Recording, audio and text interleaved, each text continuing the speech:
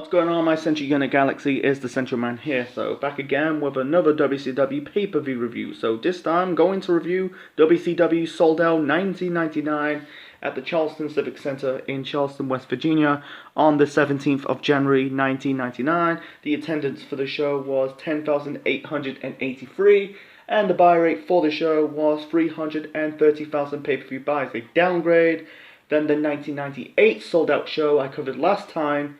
That show received 380,000 pay-per-view buys because the main event of that show was Lex Luger versus Randy Savage, and another high-profile match of that show was Bret Hart versus Ric Flair. So this is the first show of 1999 in WCW. What's going on in WCW in 1999? So this show came off after the Finger Poke of Doom. You know, this is one of the biggest blunders of the Monday Night Wars. You know, the story that WCW gave out the 4th of January episode of Raw results, you know, Mankind defeated The Rock for the WWF Championship. And then on the same night, you had Kevin Nash versus Hulk Hogan for the WCW World Heavyweight Championship. This came off when Kevin Nash defeated Goldberg's undefeated streak. It really snapped the streak in half at Starrcade 98. You know, with Scott Hall taser Goldberg in the chest. You know, I'll talk about them because they're in the match in the main event of this show. I'll talk about it later on in this review. Anyway, so it was a short match. Hulk Hogan basically poked Kevin Nash in the chest, pinned him, become the new WCW World Heavyweight Champion. And then the NWO and the NWO Wolfpack, they've been feuding in 1998. The whole bulk of 1998 has really formed into this super version, the superhero group. You know, I don't want to get into it. You know, it's just what it is. So, and also, Ric Flair is the kayfabe president of WCW, who defeated Eric Bischoff. This was on the Nitro after Starrcade, to become the new president of WCW. Yeah, the storyline, like Flair is treating Eric Bischoff like hell. I think they're a real life. I think they are friends, and also they've been feuding in 1998 real life because I think WCW and Bischoff sued Flair because Flair gone to his son's wrestling matches. You know, another story for another time. Anyway, so the commentators for the show are Tony Schiavone, Bobby Heenan, and Mike Tenay. So the first match of Souled Out 1999, we got Chris Benoit represent the Four Horsemen taking on Mike Enos. Oh my God! It almost sounded they call him Mike Anus. You know, anus is your ass. And I've done my research of this Mike. I'll call him Enos. Enos is one half of the Beverly Brothers in the WWF. That was a tag team in the early 90s. So, I don't know much about him. The match was okay. It was a mediocre match. Not a way to kick off the pay-per-view. In the end, Enos was going for like a suplex. In the end, Benoit locked in the triple crossface to win this match. The next match, we got Norman Smiley taking on Chavo Guerrero Jr. This is over the wooden horse Pepe. So Chavo was riding on a horse called Pepe, and Norman basically destroyed the horse. I think he burned the horse. I done my research on Norman Smiley. I know who he is, you know. I never knew he's from England. I never knew he's British. I think he's half British, you know. I checked on Wikipedia that Smiley, he's born in Northampton. I never knew that, so I think he grew up in America. So anyway, so this before, you know, Norman was wearing like the sports gear, you know, wearing the hockey outfit and the American football outfit. That will be later on in 1999 and going into 2000. Anyway, so he's just wearing like tights, you know, wrestling trunks. And Norman has a good physique. You know, he's shredded. You know, some moments of the match he does like the pec bounce. You know, he has a good physique. You know, I'm not saying he's not super skinny, but he's not super muscular. You know, he's got like a good athletic body, man. So the match was good. it was a little bit boring. You know, it was about 15 minutes. If they just cut out 5 minutes off this match, it could be bad. But they told a good story. It was a lot of rest holds. In the end, yeah, the start before the start of the match, yeah, Norman was holding like a urn of Pepe. I thought Pepe would be the dog, you know, Mongo's dog, but it was the wooden horse. So basically, it's just sawdust. The urn played a massive part in this match. Basically, Norman kind of thrown sawdust in the face of Chavo Guerrero. You know, he used the urn as he didn't use it as a weapon. He kind of thrown the urn in the face of Chavo Guerrero's face, in his eyes. He locked in. I think it was called the chicken wing crossface. I think it's called the Smiley Conquest to win this match. Yeah, Smiley. Yeah, he's not really. I don't think he's. I think he's a low card talent. Smiley. I think he was a heel. I think Chavo was the babyface. Norman was the heel, and fans were cheering for Norman. Norman was doing the wiggle. That really got him over. You know, it's just what it is. I think he later on become a babyface. Anyway, the next match we got Fit Finlay taking on Fan Hammer. Fan Hammer, I think he was doing like a hippie gimmick. This is before, yeah, he was part of the Flock in 97, 98, and then 1 year later he would be part of the Misfits in Action. You know, Hugh Morris's group with Chavo Guerrero, Lash LaRue, and Major Guns. Anyway, the match was boring. Fan Hammer sucks. Finlay, he was a good worker. You know, he didn't do much in WCW. You know, he done better in WWE. He was former United States champion. But anyway, in the end, Finlay hit was it the fireman's carry? Hit like the Tombstone Power Driver. I never knew Finlay hits the Tombstone Power Driver. You know, that was more like the Undertaker's move. But Mongo, hit the Tombstone Power Driver as well. So it's not really the Undertaker. He invented that move. I haven't been doing it for like decades. Anyway, so Finlay hit the Tombstone Power Driver on Van Hammer to win this match. It was boring. And then we got another boring match. We got Bam Bam Bigelow versus Raph. Raph was formerly known as Adam Bomb in the WWF. He's Brian Adams. He'd be part of the tag team known as Chronic with Brian Clark. And I think Chronic is basically the rip-off version of APA.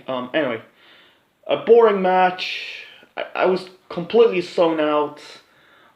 It was two big guys. I'm not saying they're bad workers. Bam Bam Bigelow is a good worker, but it just never got off its second gear. They didn't have a mix. In the end, Bigelow hit I think it's called the Greetings of Ashbury Park to win this match.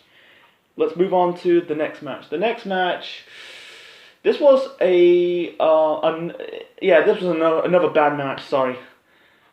We got Lex Luger versus Conan. So this is a bit of a build to it. Conan got kicked out of the NWO. I think it was part of the NWO Wolfpack because he was really standing up for Rey Mysterio. Anyway, so basically Luger on the mic says, you want to leave this ring or you get beaten up. So basically Conan cheap shot Luger. Another boring match. Miss Elizabeth. I'm guessing in real life he was in a relationship with Lex Luger because the story that Miss Elizabeth, the story that Miss Elizabeth in real life married to Randy Savage, and then I think in the mid to late 90s, they got divorced, and then Liz kind of married Luger until her life, until she died in 2003. She came out, sprayed Conan in the face with the spray. Luger locked Conan with the torture rag, and that was it.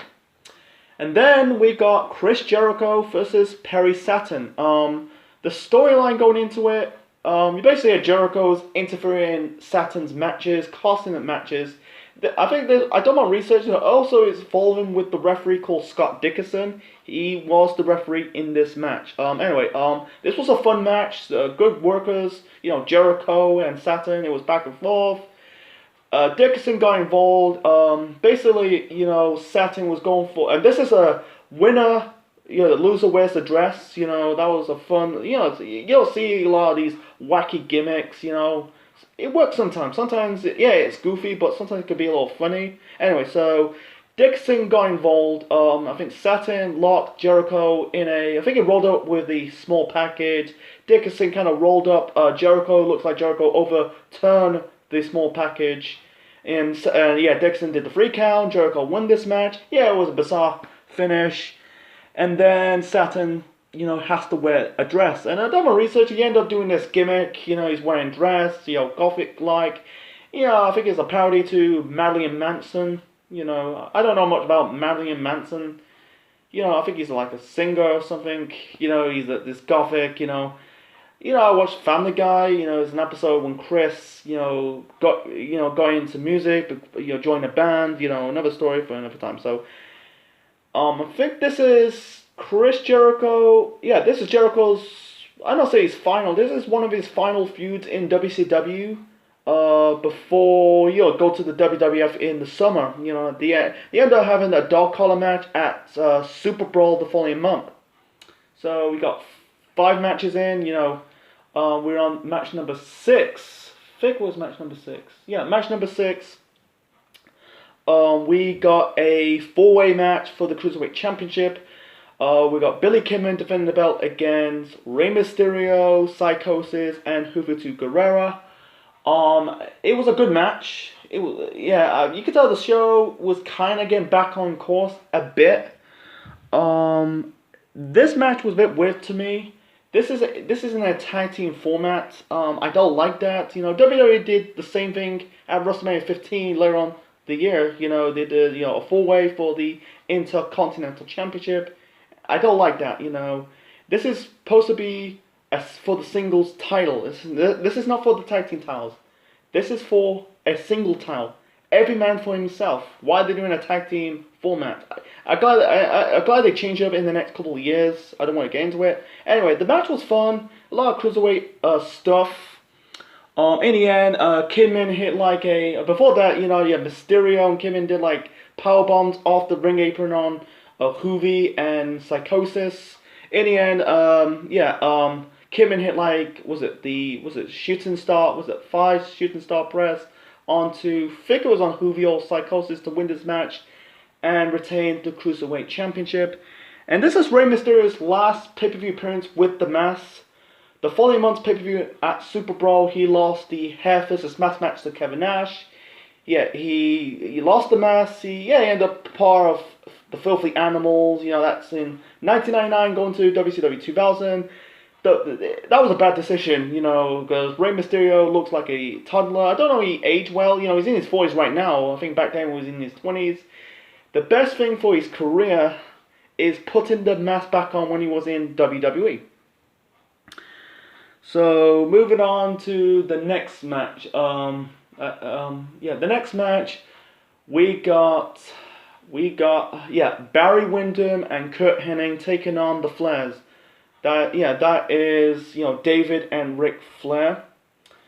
So, like I said from the start of this review, I mentioned that Ric Flair is the new kayfabe president of WCW. So, Barry Windham came back in late 98, early 99, turned on Ric Flair to join. I don't think he was officially part of the NWO. He's kind of like a lackey, that underling, so.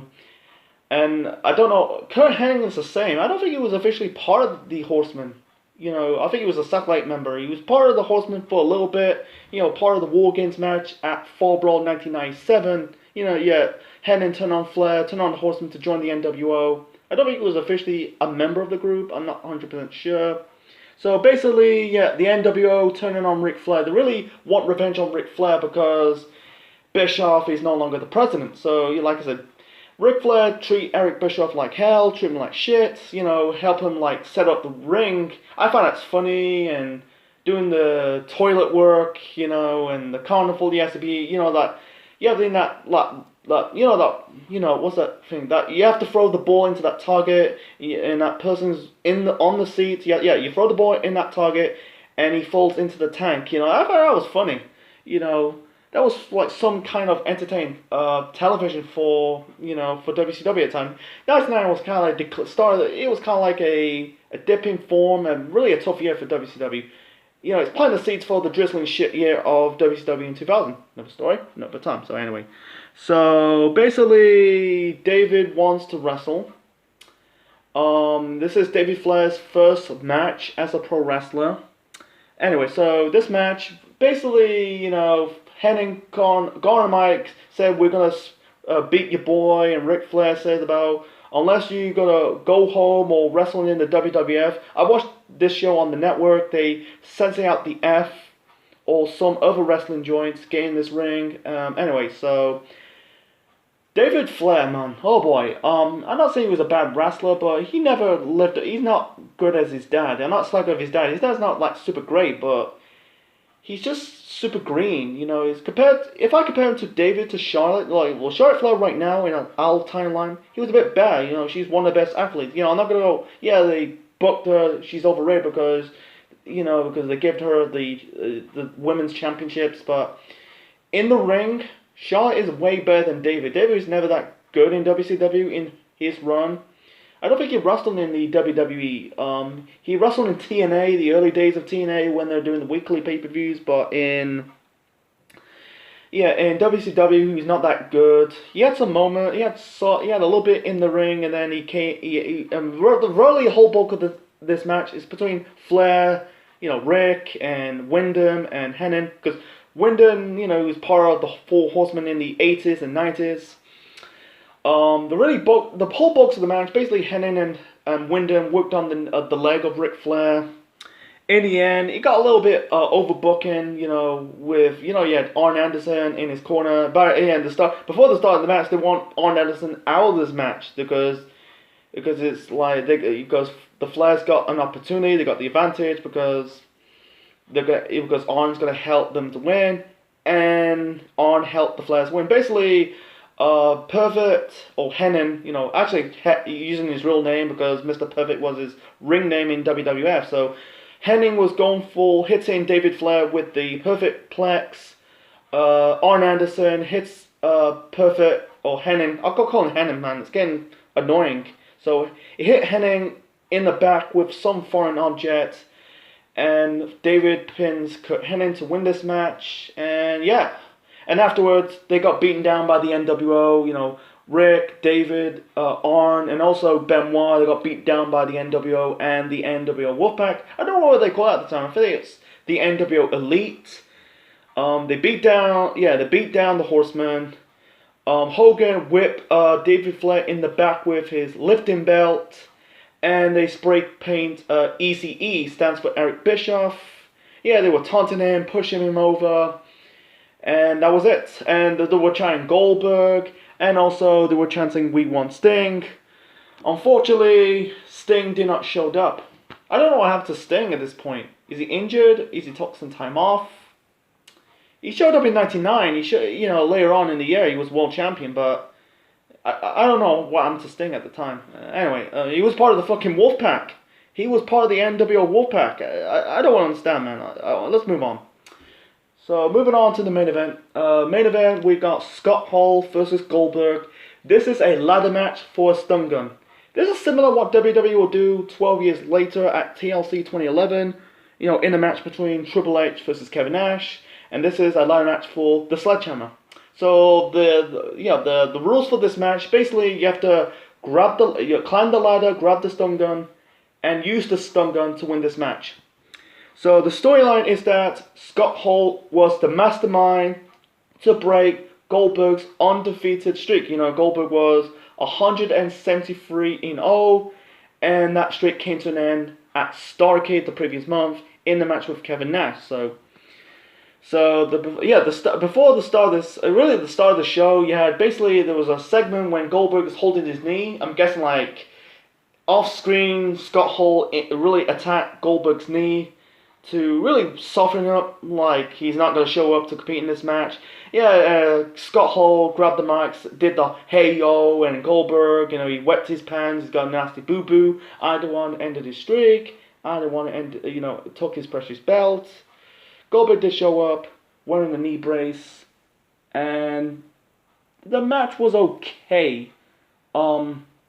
yeah, it was okay for what it is. It's very funny that 5 years ago, compared to this match to Shawn versus Razor at WrestleMania 10, this it's night and day because Shawn and Razor they had chemistry. Hall and Goldberg did not. The whole bulk of the match, you had Goldberg. Really, Scott Hall worked on the injured knee of Goldberg throughout this match. He had some moments, like someone trying to climb the ladder, grab the stun gun, someone like tip the ladder over. Disco Inferno really got involved in this match. I don't know why Disco's. I don't because Goldberg was in this feud with Bam Bam Bigelow as well. I'll get to him a little bit shortly. So Goldberg climbed the ladder, trying to grab the stun gun, and Disco tipped over the ladder. Goldberg was on the ladder, knocked him off the ladder, and then they were playing a tug of war. Where's the taser, the stun gun? So there was funny part of the fans telling Goldberg that it was underneath the ring, one of the ring corners of the ring apron. He used the stun gun onto Disco Inferno. He teased he's like he's gonna stun gun Scott Hall. He used it in the end. He basically hit him with a spear and the jackhammer. Used the stun gun to win this match. And afterwards, Bam Bam Bigelow got involved. And then Scott Hall stuns, Bam Bam Bigelow as well. And that was the end of the show. It set up Goldberg and Bam Bam Bigelow at Super Brawl the following month. So that was the end to Sold Out 1999. So anyway. So my final rating for Sold Out 1999, I give it a 5.5 out of 10. It was okay. You had some good matches. Don't get me wrong. You had like the cruiserweight match. The four-way cruiserweight title match. It was decent. Saturn versus Jericho and Norman versus Chavo. That was in the good. The okay was the okay. The tag team between Wyndham and the Flairs, it was okay. The protecting David, he was still green. He never got improved in his run in WCW. It was okay. And the ladder match, the ladder match was okay for what it is. It didn't really play to Goldberg's strength because Goldberg's better off, competing in shorter matches than longer matches. WWE did the same mistake, in his first run in 2003. The opener between Benoit and Enos, that was okay. Not a lot of bad on the show. The three bads on the show. Has to be, Fit Finlay versus Van Hammer, Bam Bam Bigelow versus Raph, and Conan versus Luger. They were boring as hell. So anyway, so I hope you enjoy my review of WCW Sold Out 1999. Leave your thoughts in the comment section below, smash the like button, and subscribe to the Central Man Network on YouTube. Next time, the Sold Out train has finally reached its reached its climax. It's going into that station. We're going to that final trilogy of Mio, because the whole bulk of January I'm reviewing Sold Out shows. I reviewed 97, 98, 99. Next time, I'm reviewing the final Sold Out of WCW history. That is Sold Out 2000. This is the show that was most memorable for Chris Benoit winning the WCW title for the very first time. And also will be his last. So you have to wait until next week. So this is Central Man officially signing out. Check you later.